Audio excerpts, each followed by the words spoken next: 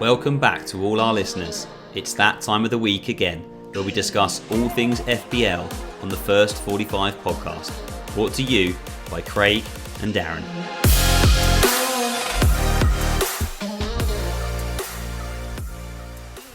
Hello and welcome to the very first episode of the First 45 podcast. My name is Darren.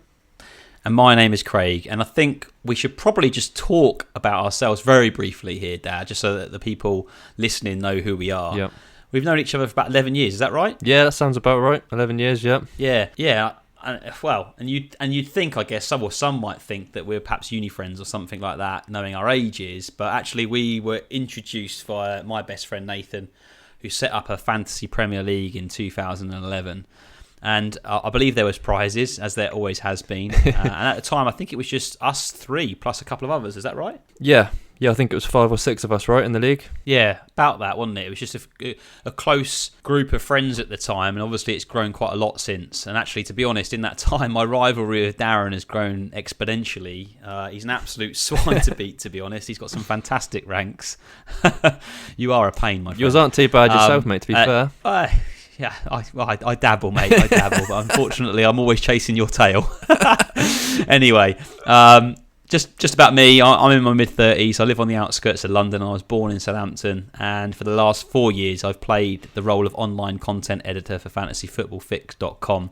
That is a leading artificial intelligence platform for the Fantasy Premier League, and I've played FPL for the last 9 years, finishing in the top 20k 7 times, 3 of those in the top 10k. And in terms of my FPL style, I would say I'm a calculated but spontaneous player. I do think over things a lot, and many a time I've lost hours of sleep just pondering over a move. But that said, I can be quite spontaneous as well, and I'm certainly more spontaneous than some. So that's a bit about me and a bit about my FPL style. In terms of who I am, well, Darren, maybe we should give an interesting fact about ourselves, because we are asking our guest, which we'll get onto a little bit later, to provide an interesting fact about themselves. So it probably is only fair that we do something similar ourselves. Yeah, I think that's only fair, mate, but I'll let you lead the way. Go on, you first. Okay, mate. All right.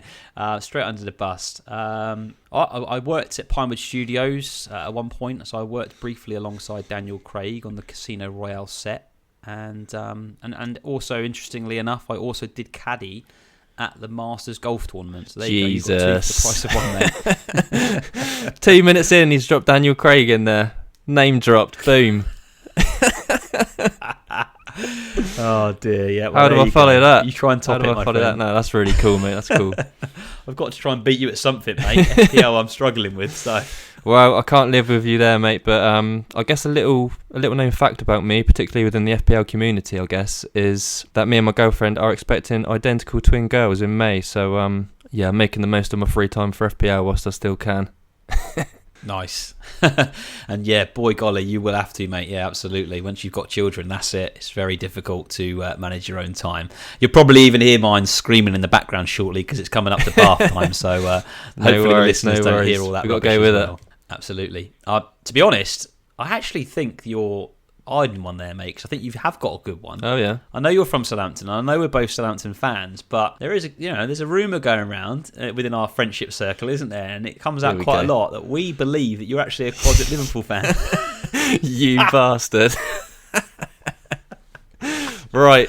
It's true, though, just to clarify for the listeners, I get this thrown at me quite often, and like a lot of things that come out of Craig's mouth, that is utter bollocks. Yeah, well, maybe, but a lot of us think it. But yeah, your family do support them, though, don't they, Dad? Yeah, my brother's a big Liverpool fan, so I would admit I've got a bit of a soft spot there for the. That's probably where it comes from, mate. We do like to give you a few ribbons over it. What about you then, mate? Tell us a little bit more about you and your FPL style. Yeah, FPL playing style. I would say I'm probably a little bit more reserved than you. Would you agree? Yeah, no, completely agree. This is my 12th season playing FPL, and admittedly, it has become a bit of an obsession, like many other managers out there. I've been lucky enough to achieve some pretty decent finishes, actually. 2017 being my best ever finish of 103rd, narrowly missing out on that top 100, and then last season finishing 140th also. So yeah, some couple of good finishes in there. Phenomenal, mate. Yeah, it's absolutely brilliant. That's the stuff of dreams. Well done. It really is good. And Yeah, it always pips me to those prizes that I referred to earlier, which is very frustrating. So yeah, playing style. I think I'm hoping our sort of styles will complement each other quite a lot because we are quite different. Generally speaking, I'm a lot more patient with my players, less likely to take hits. Would you agree with that? Yeah, you are definitely less likely to take hits. I think we'll end up landing humans on Mars by the time you take something like a -12. Wow, ironically, I might be contradicting myself a little bit because we're about to go into the fact that I've just made a -12 this week. Oh, yeah. That's very uncharacteristic of you. I think it's my first. I don't even know if I've ever made a -8, so -12 is definitely uncharted territory, without a doubt. That is out there. I mean, we've had a wild 2020, but goodness gracious, it might be a wild 2021 for you at this rate. Yeah. Generally speaking, though, you're very patient. Very patient. Yeah, definitely. I'm sometimes stubborn, I will admit, borderline stubbornness, but generally speaking, my patience seems to pay off for me. What about the 2016-17 season where you had Matt Ritchie for about Jesus 3 months of the season when he came up with Bournemouth? I was convinced. I was absolutely convinced he was going to do well, but he had a blinder, didn't he, in the Championship? To be fair, it's one of those where we do get suckered into those types of players. I think you lost about 0.6 million on him. Meanwhile, you're sat there with Dele Alli climbing week after week. I was absolutely climbing the ranks with a very, very underpriced at that point Dele Alli, which he was probably priced around 5, wasn't he, at that point? That was his kind of breakthrough season coming from MK Dons. He managed a lot of goal contributions in that season. Yeah, so yeah, but more often than not, my friend, it works for you. Yeah, you're a very patient manager, and like many of the decent managers that are out there that are patient, you are always getting the results. So yeah. Cool. So moving on, I think it's time we reflect back on our team's performance from the previous week, game week 19. Yeah. Big double game week. We're all looking forward to it. We had a few fixture postponements, a few rearranged games, lots of people using chips. I spent most of my season planning the bench boost for this week and it didn't work out too well, so that was a bit of a disappointment. But overall, I can't complain. 130 points and out. I've got no Villa or Everton assets in Saturday's match, so 130 points. Currently 4.6k, which is a climb from 15k, so yeah, absolutely made up with that, to be fair. That's very good. That is very good. I didn't play bench boost. I played triple captain. Again, I'll probably refer to that in a minute. Yeah, sadly. So, yeah, not good for me in terms of that result. But that said, 111 points for me.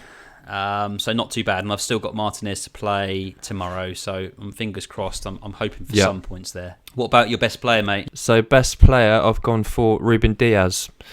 Now I know John Stones took a lot of the headlines, and rightly so, with his brace. I don't think anyone was expecting that this week, but fair play to him. But I want to take the opportunity to big up Ruben Diaz. I think he's been absolutely superb this year.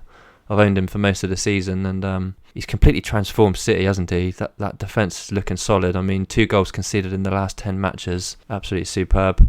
He's been brilliant. Yeah, for me, the only surprise actually is he hasn't scored any goals yet. I mean, I've been watching a lot of their games, and particularly over the last sort of 6-7 weeks, he's had good chances, and I think goals will come, particularly if once KDB's fit again and get that delivery into the box. Agreed. The presence he has in the box, I think, will lead to attacking returns for sure. Yeah, he's got a bit of Laporte about him there, and he's good. He's good in the air, and he looks like he will deliver some results from the goal front at some point, for sure. Shall I do my best player? Yeah, who's your best player? It has to be Stones for me. Old Stone with 27 points, phenomenal. I was hoping it would be Salah. I think old that just Stonesy's written himself into FPL folklore there. Yeah, absolutely, mate. With John Lundstrom and the ones before him, that is it's phenomenal stuff, isn't it? It really is, and I'm pleased for him. Really pleased. Put the FPL hat aside, the guy, is clearly a well-liked player within that team, and I'm happy that he's now, found his footballing feet again, because there was points where he was making a few mistakes, and perhaps that's what meant that Pep was overlooking him. But really good to see him back in the ranks and doing it for City, because they look really good with both Diaz and Stones back. Absolutely. So who have you gone for your worst player? I think it goes without saying, doesn't it? It has to be Mr. Mohamed Salah, doesn't it? With the 4 points on triple captain. Very disappointed. Is what it is. Won't dwell on it. I think the decision process was fine. It was between him and KDB this week. I haven't played my free hit chip yet, So I kind of wanted to get the triple captain in a double game Sure. week, and I in my mind I thought 180 minutes from Salah, he's going to get something, and to be honest, I was or would have been pretty happy with 7 to 10. No, look, points, if I'm honest, that's part of FPL. That I think the ups and downs. You look at the decision process beforehand, and it's fine. 2 home fixtures at Anfield. We all know what his record's like at Anfield. So exactly. yeah, it's just bad luck. Let's face it. It's similarly with my bench boost. I played my bench boost this week and not great returns. I think I had maybe 14 points from my bench, which is far from ideal. Obviously, we had the Leeds and Southampton postponement. I decided to run with it anyway, rightly or wrongly. But we move on. Yeah, exactly that, mate. Once you've made a decision, if it's a decision that you would do again, that's the best motive with FPL is like, just if you analyse it over in your head and say, would I do that again? I would. I'd captain him again. It would be him or De Bruyne. And to be fair, I've only lost out on 8 points by not going De Bruyne, so it's not the end of the world. We move on, as you said. What about you then? Worst player? So worst player, I've gone for Shay Adams. Now, as a fellow Southampton fan, you might feel like I'm giving him a little bit of a hard time. He's not actually had too bad a season, but I feel like 24 years old, second full season now with the Saints, and for me, has to start delivering a little bit more in terms of goals and assists. Yeah, I mean, there's a lot of talk of Danny Ings being sold potentially, and if he did get sold, I'd be looking at that team wondering where the goals are going to come from. I'm not fully convinced about Shay at the moment, but hopefully, I mean, he's shown some signs this season that there's definitely a player in there, but maybe it's a confidence thing. But yeah, for me, at some point soon, he's got to start delivering that little bit more. There's tend to agree. We do create a lot of chances as well, don't we? A lot of chances, yeah, absolutely.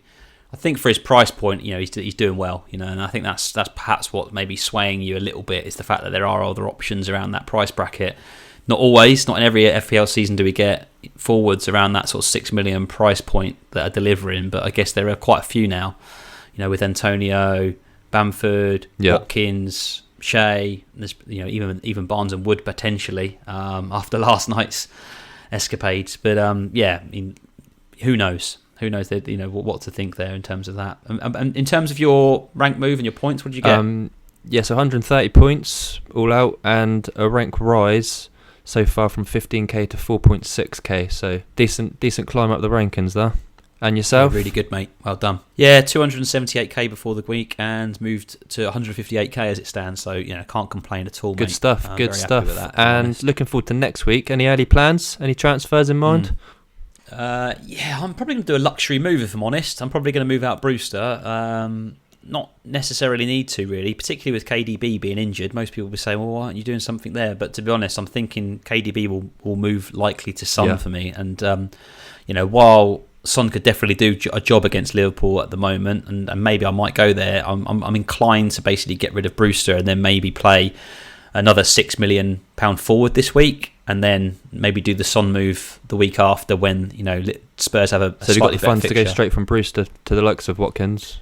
No, I have, mate. Yeah, literally bang on. So I've got to make a decision quite quick because I noticed that Watkins was teetering on maybe a rise, and then of course I'm priced out. But I'm kind of weighing it up, and I might make that move, to be honest. What about you? My early plan was to roll the transfer and reassess next week, but obviously with the news coming out about KDB, I'm going to need to assess that situation. I'm probably going to move him on. Looking at any idea who to? I think the main candidates for me at the moment are Raheem Sterling, Grealish, Son. And actually, and quite unbelievably, I think Gundogan needs consideration the way he's playing. Yeah, Gundogan as well is another option, and Maddison as well. Don't and forget. Barnes. We'll probably talk about him in a minute. Yeah, Gundogan's an interesting one because I could then potentially shift the funds up front and maybe bring Kane in, so that does bring in other options. Yeah, my only thought with Gundogan is that I feel like he might have been bouncing off of KDB a little bit, with that creativity and sitting behind. And then if he goes, I'm thinking, will he play the same role? He might actually then start moving him back a little bit into that kind of slightly deeper role. Yeah. I don't know. One of those things to think of. I mean, I certainly don't think I'll be leaping towards him, and I've noticed that it is quite a popular move flavour of the week, isn't it? Definitely. Community. Yeah. It is. Yeah, but it just looks like an obvious move, doesn't it? 5 goals in 6 games, I think it is. So on that point, I guess, in terms of looking forward, I think we mentioned a few players there. Each week we're going to look at players in depth, aren't we? When we watch our games that we watch and the match of the day, etc., etc. We're going to try and make some notes, aren't we? And then maybe call out a player per position that passes the eye test and is one to watch. So maybe do you want to start on that point if we move on to that segment now? Yeah, so for defenders, I've gone for Luke Shaw at 4.8 million. I think he's certainly one to keep an eye on. He got a lot of attention after the Liverpool performance, and rightly so. I thought he was absolutely superb, actually. And United as a team, I'm sure you'll agree, are looking solid at the back, good going forward. Nice fixture run as well, actually. Just looking at their next few fixtures, they got Sheffield United at home, Arsenal away. They got the Saints at home, Everton home, and then following that is West Brom away and Newcastle home. So tasty little run, actually. Nice run, I think he could be a good asset at 4.8. In terms of my defender, I love James Justin at the moment. Yeah, very good. Really, really is good. He looks exciting, doesn't he? Sorry, what's your thoughts on Ricardo Pereira coming back? Do you think that might have an effect on his position in the team, or? I think so. I think so. But from what I believe will happen, I think that Pereira might be moved in a more advanced position. I feel like they might possibly put him in like almost a right wing role. I feel like he'll rotate with Albrighton. I feel like that's probably a better Actually, fit, I can see him in that role, because, to be fair. Naturally he can play that role. Yeah, he can play that role. So I think with James Justin playing so well, I don't see him being dropped. I think he's undroppable at the moment. He's got everything, right? From an eye test perspective, he's fast. He's got good positional awareness. He's good in the tackle. He's got good delivery. He really does have the lot. I might even consider bringing him in. I had him at the start of the season, but moved him out at the time I played my wildcard because I played it very early in game week 3. And obviously it made sense because at that point, Ricardo Pereira was just around the corner. Obviously that hasn't materialised. But yeah, and I really like him. I think he'll maintain, and I think there'll be some rotation. What with the additional comps that they're in. I think you could be right, actually. I think that's pretty much his spot to lose at the moment. I think for 5 million with good fixtures, I mean, if I had the luxury of maybe changing a defender move, I think I'd probably go there. He's just smashed out a 14-pointer this double game week, isn't he? He's got that versatility of playing left back as well. We've seen it quite often this season. So even if Pereira did come in at right back, we might see Castagna move out and James Justin keep his place on the left side. I think that's quite possible. Yeah, absolutely. And you for midfielder? I've gone for Harvey Barnes, actually. Yeah, I know you're a big Maddison fan, so I wanted to take a little look at Barnes as a straight comparison. I still think he's worth consideration. 6.8 million. So if you can't quite get to Maddison, he is 0.3 less, I believe. I think Maddison's at 7.1. Yeah, I like his direct play. I agree with that. Yeah, I totally agree.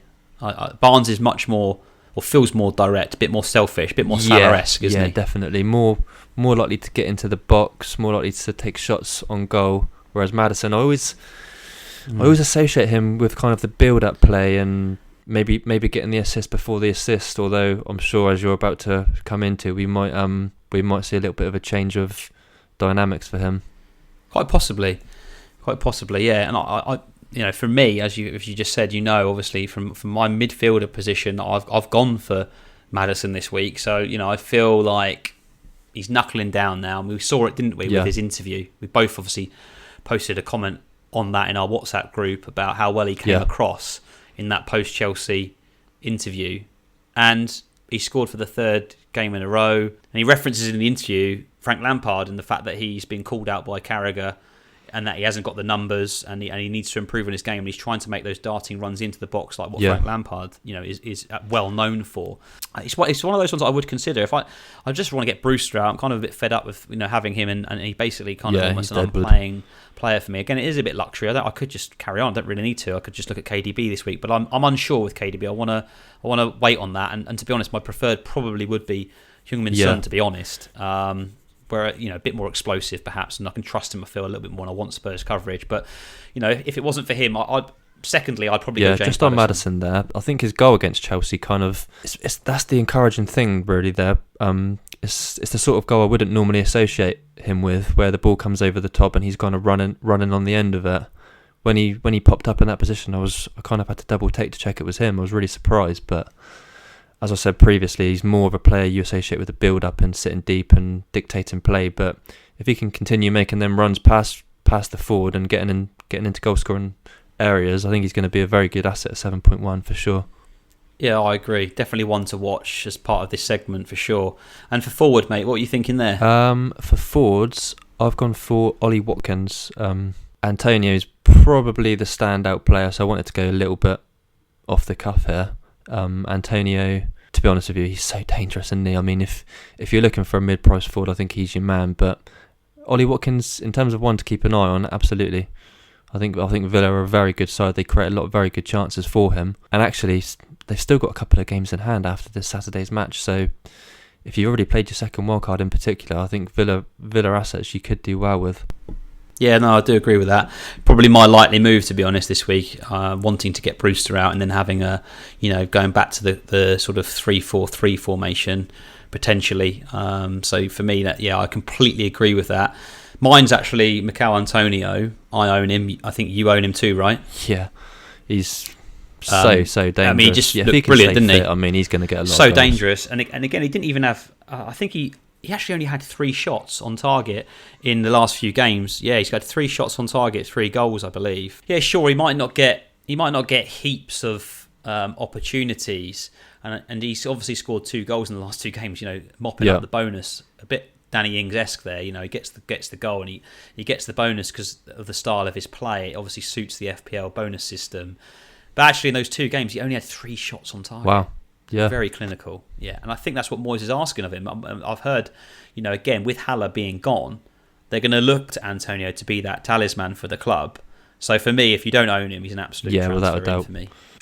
So looking ahead, I think every week we've agreed to pick a standout game and kind of preview that one in a little bit more detail. I've gone for Spurs versus Liverpool for this week, which on paper is probably the most interesting game. I chose it because also I thought it was the match with probably the most FPL ownership, with the likes of Robertson, Salah, Kane and Son, although a lot of people might be offloading Salah after the Burnley performance. But I mean, even FPL aside, I think it's a really interesting match. I think the loser of that can say goodbye to any title hopes. What's your thoughts on that? Yeah, I agree. It's definitely one to watch. It's on the Monday night as well, isn't it? Which should be fantastic. And I'm likely still to have Salah and Robertson. I'm not going to move them on anytime soon. So they'll be my assets to watch in that game. But yeah, I do suspect that we'll see a goal or 2 from Spurs the way that they're playing. I think it'll be quite open-ended, so that'll be a really good one. What about you? What sort of candidates are you sort of eyeing up from those 2 teams? Anyone in particular? Yeah, similarly, I am Robertson and Salah, and I'm going to stick with them, I think. I am looking at Heung-min Son as well. I mean, I've picked him as my player to watch for this match. A lot of people, including myself, actually sold him. Obviously, with no double game week in 19 and Liverpool straight after, which looks a difficult match on paper, but you look at it now and you think that's actually set up perfectly for Son. I mean, on the counter-attack, Liverpool fullbacks, they're going to push on. As we've seen in recent weeks, they could get frustrated, leave spaces in behind. They're struggling to create chances, so I think they will potentially leave a lot of space in behind, and, that's going to play right into the hands of Son, especially if they can break that press and work the ball to Kane. Yeah, I totally agree. So, in terms of my match, well, you've definitely beat me to the juicy one there, mate. Cheers for that. Definitely left with the garbage. And having looked around, I've kind of cheated a little bit here, because I'm obviously meant to be picking one standout, but I was leaning towards Southampton versus Arsenal. And the reason I was looking at that game is because I feel that game comes at quite a pivotal moment for both clubs in terms of their seasons. Arsenal obviously not started great. Saints actually started very well and have overperformed. Arsenal have underperformed, but both clubs at the moment are in different sort of patches. I guess Southampton are lulling a little bit. The last few games not looked as good as they have in the first sort of part of the season, and then Arsenal have picked things up. So Ings will be back. We hear that he's back from his illness, so he'll be playing. So it'll be interesting to see how that goes. Obviously with the transfer rumours. And I really, really do like Emil Smith-Rowe. What a breath of fresh air he is. Exactly a young what player they needed. Coming in. I love it.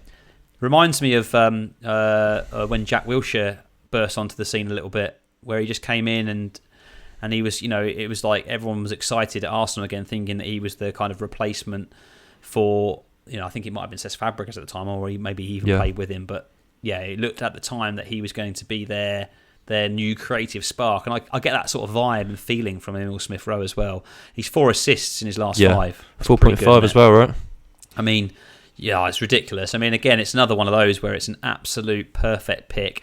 I don't really have that luxury to be dipping into the sort of 4.5 market in midfield at the moment. I still want to keep it quite strong. But to be honest, when we're looking to maybe go a bit bigger up top in a few games' time, potentially when the fixtures swing, I mean, he'll be someone that'll be firmly on my radar and sort of firmly on my radar for wildcard as well, because I don't suspect to be much more than 4.8 in a few game weeks. He's 4.5 at the moment, as you said. We find it quite often with these budget enablers. They just shoot up in value, don't they? People jump on them, and it's not long before they're rising sort of 0.3, 0.4 million. Agreed, yeah. So he'll soon be close to that 5 mark if he keeps up that form. I mean, 4 assists in 5 is fantastic. It's a great enabler and someone to tick over. But anyway, I've wasted too long speaking about a game that isn't my standout game. So what have you gone for, mate? So I'll whittle through my actual standout game, which is Chelsea versus Wolves. I chose this fixture because I felt that both teams have fallen a little flat recently, and definitely one to watch then, because both will be gunning for a win here. So I do see goals. I really, and there's a lot of quality in these teams. There's some sleeping FPL giants in there.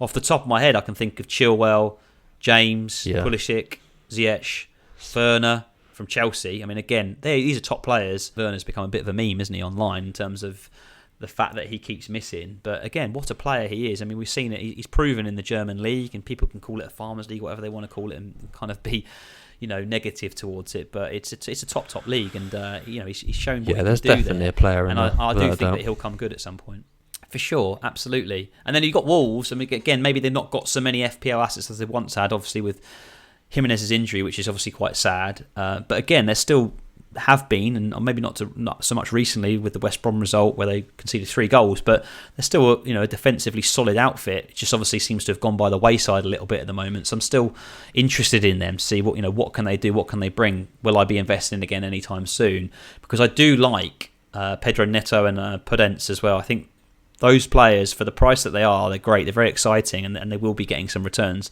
So, I think, I can't remember the prices off the top of my head, but I know Neto is around 5.9 million, and I think Podence maybe dropped to 5.4. But I do like that. There's some value there. So I do see goals. I think, potentially there could be a few goals for Chelsea. I do see that they will win, but, there could be 3 or 4 goals between the sides, and who knows, they may share the spoils. Right, I think it's maybe time for our community questions. Right, so at FPL Zone asks, is now the time to sell Salah? Asking the wrong people. We're massive Salah lovers, aren't we? We are big lovers, so I think we can answer that quite quickly. For me, it's not. I'm not saying that that's the right answer. Obviously, nothing is the right answer in FPL. You're only going on guidance, a few opinions here and there, but no, not for me. I agree, actually. I mean, I can't actually back it up with anything. When you watch Liverpool and you watch Salah, you think you can't justify that, but there's just something... Can't justify keeping it. No, anyone looking to move him on, I can't talk you out of that. But for me personally, I'm sticking with him. You live by the sword, you die by the sword. I agree. And the thing is I think we've been burnt before, particularly I have. I'll never forget moving him out a couple of seasons ago. I remember it was game week 16. Was this the Palace match? And I moved him out for Sterling. Oh, no, Bournemouth. Do you remember? Yeah, I think... Did you even captain him? I did, yeah. You kept him?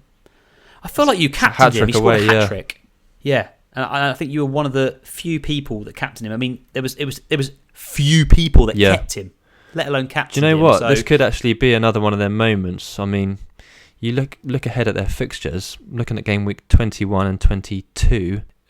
You've got Salah away to West Ham in 21 and Salah at home to Brighton in 22. He's going to be right up there for me in terms of captain candidates. Exactly. That's what I think, and perhaps that's why we've prolonged on this question, because like you said, there's no right or wrong answer here. There's absolute justification to get rid of him.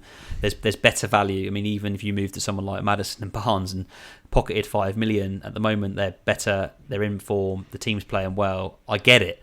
But I just feel like you move Salah out, and he then goes and brings in a 15-20 pointer, and he will match or be actually, way far in advance of those other players in a few game weeks' time, and then you're basically putting him back in again. It's a bit like the KDB situation. Everyone thought he was dead as an asset, and then everyone moved him back in again. So these big players, they can sting you, can't they? They can, so I think that's a stick with.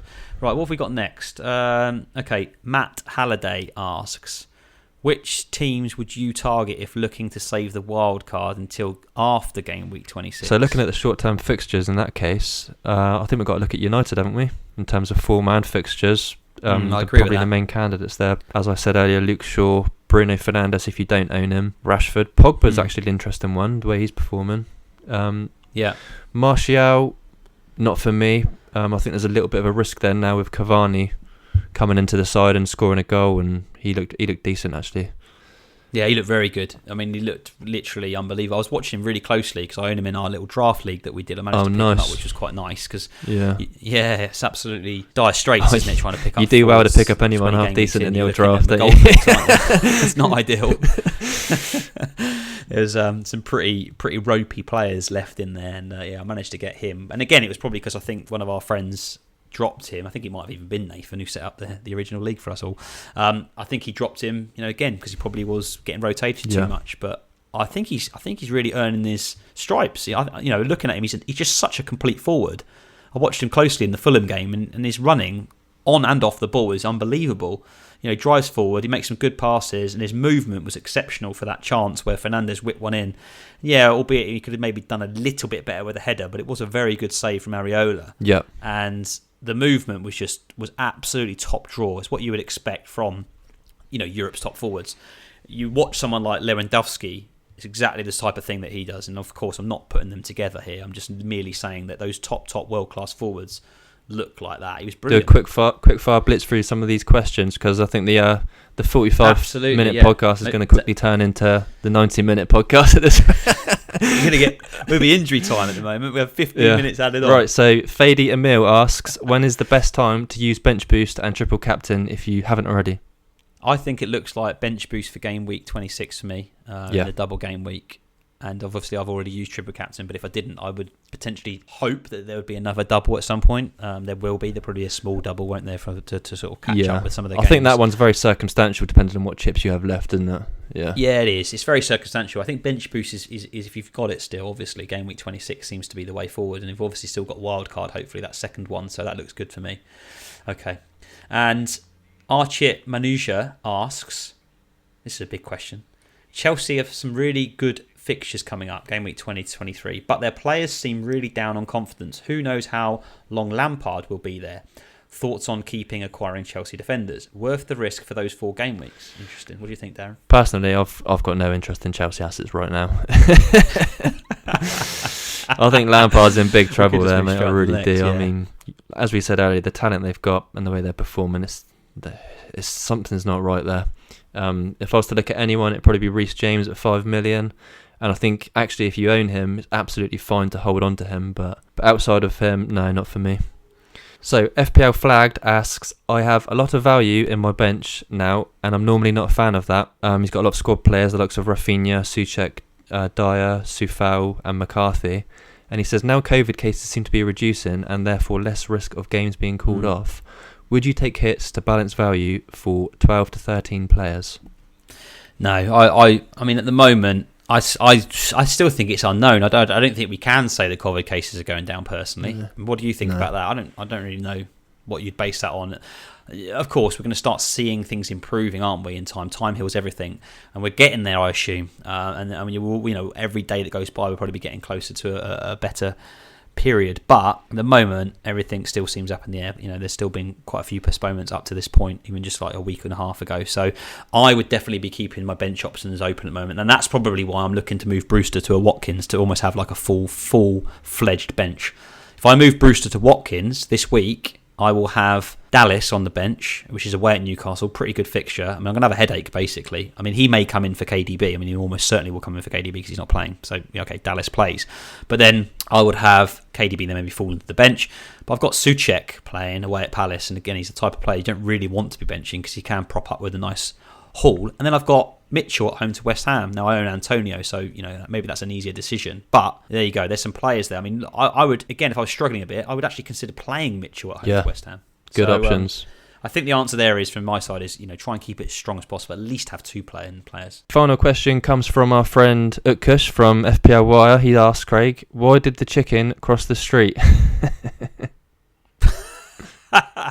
Oh, very funny. Very, very funny. Straight under the bus there with the final question. Thank you, Darren. Well, perhaps he crossed the street to see the psychiatrist after triple captain Salah. Let it go, mate. Let it go. That's all I can come up with, I'm afraid. Right. So that's the last of our questions. Our final section of this podcast is our competition, our first 45 four-a-side competition. So I'll provide a bit of context here first, Darren, for our listeners. We have come up with an idea of going head-to-head each week in a side game. Now, this is a little bit inspired by the FPL header that rotates 4 players. If you refresh the page, you often see 1 goalkeeper and 3 outfielders on it. And we thought, well, actually, that's quite an interesting concept. What can we do with that? So actually, Dazza and I, we've already got enough rivalry as it is. We're going to make it even stronger between the two of us, the Team Daz, the Team Craig. And we're going to be locking horns each week by picking a four-a-side team. So a goalkeeper, a defender, a midfielder, and a forward. We're going to have a limited budget of just 25 million. So we're going to be focusing on those mid-priced budget options, which will give you, hopefully, a few gems that you might be able to go after yourself in your own teams. And we're going to be keeping score. So the highest points total come the end of the season will be the winner. And the loser, as agreed by Darren and I, are going to donate £100 to Mind Charity, who obviously do some great work for those suffering with bad mental health. So what do you think about that, Dar? Absolutely, fully in on mate. that? Yep, fantastic. I'm looking forward to this. Should be good. Yeah, we Absolutely. do like a competition, don't we, between bring us? it on. So this should be good. Absolutely. Now, each week, we will also be inviting a guest to play against us. So, yes, Darren and I will be locking horns, but to make this more interesting, we'll also be inviting someone from the FPL community. And, plot twist, if the FPL community's points total is better than ours come the end of the season, then both Darren and I will donate a further £50 each. We in on that, Yeah, why not? Let's do it. Look, it's a bit of fun and it's a great cause. Bit of money going to Mind at the end of the season. Bring it on. And by the way, any listeners who do fancy taking us on and would like to get involved, please do get in touch on Twitter at First45Pod. Right then, so without further ado, we have the pleasure of welcoming true FPL royalty to take us on in this week's competition, Darren. The Sultan of Donegal himself, master of the 59th Minute podcast, the FPL General.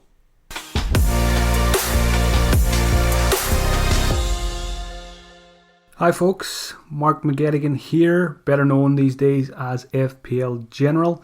Good to be part of the first 45-minute podcast. One fact about myself, I struggled with this one. What I've decided to say is when I started my Twitter account, most of you won't know that I was stacking shelves in an Asda supermarket 5 nights a week. Now that's only about 2 years ago. So I think the message here is follow your dreams and you never know where you can end up. Getting on to the four-a-side, the most important part of this little audio clip. My four-a-side picks to take on Craig and Darren this week are, this was quite tricky with the 25 million budget. So in goal, I've gone for Edouard Mendy at Chelsea, 5.1 million. He's got a home tie against a struggling Wolves side. So I'm going to back Mendy for a clean sheet in that one. In defence, Ruben Dias, 5.8 million. He's away to West Brom, so good chance of a clean sheet there.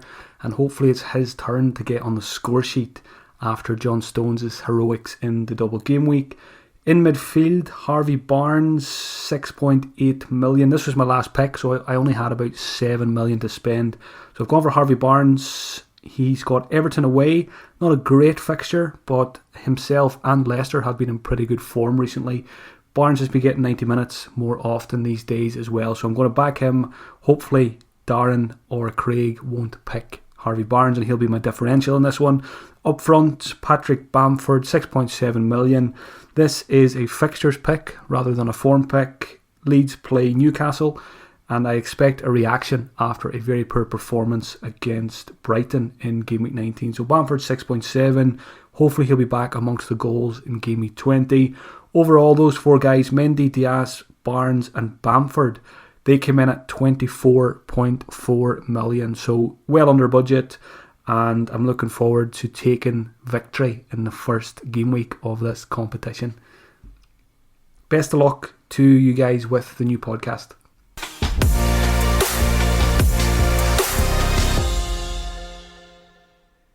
Well, it sounds like we have some stiff competition this week, Craigo.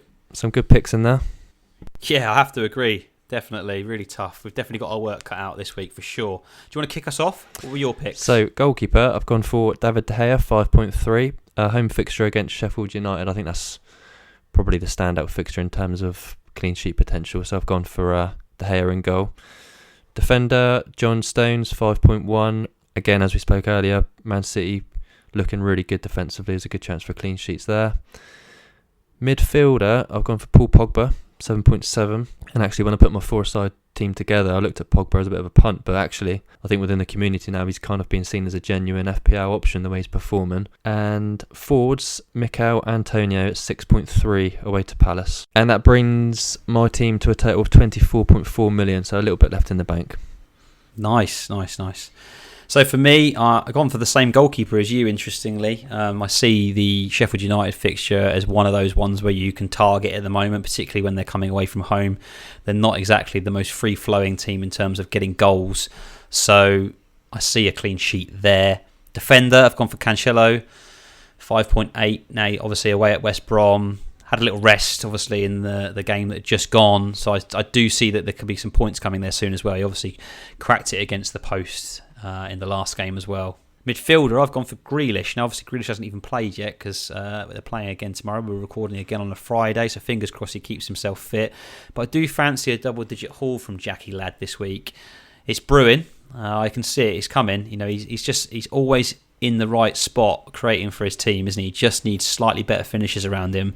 And they have got some quality there. Al Ghazi's looked a little bit better recently. I do fancy Watkins to turn it around, hence why I'm obviously looking at him for Brewster. So yeah, of course, you know, Grealish going away to Burnley is a tough one, but I still do fancy him to do well.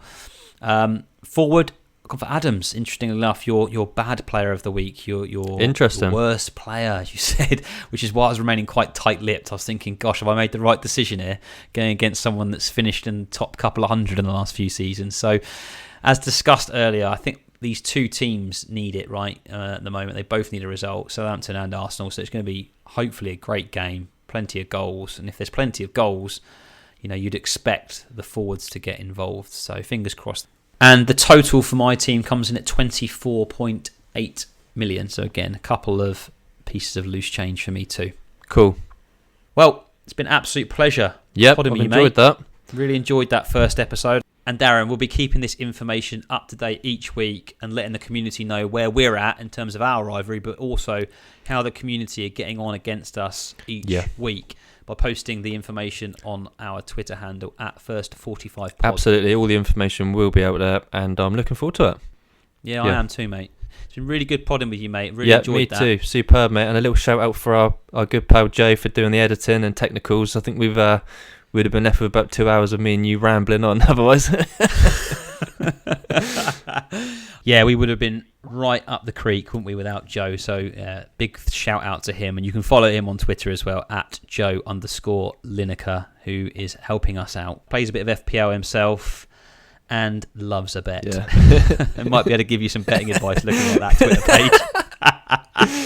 Right, mate, let's wrap this up because I think we're well into injury time now on the first 45. Yeah, I think we are. Well, he's got a right cutting job on his hand, doesn't he? Hopefully he doesn't stitch us up with any bloopers in on the old pod. Right, take care, my friend. Yeah, and you, mate. Good luck, everyone. Have a good game week. Keep it easy. Don't get stressed. It's only a game. What about her?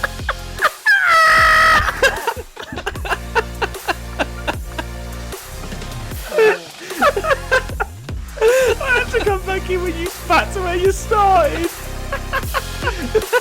That's brilliant. Oh dear. Shall I have a go? Give Daz a break. Yeah, go on then.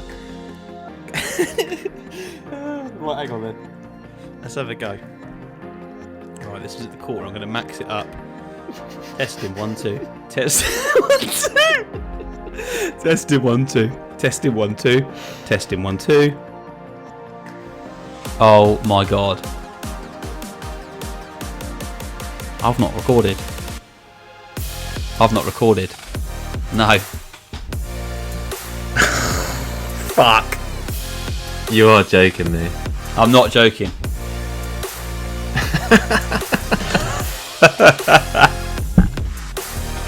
Fuck. We were You doing are well there, joking. Dad.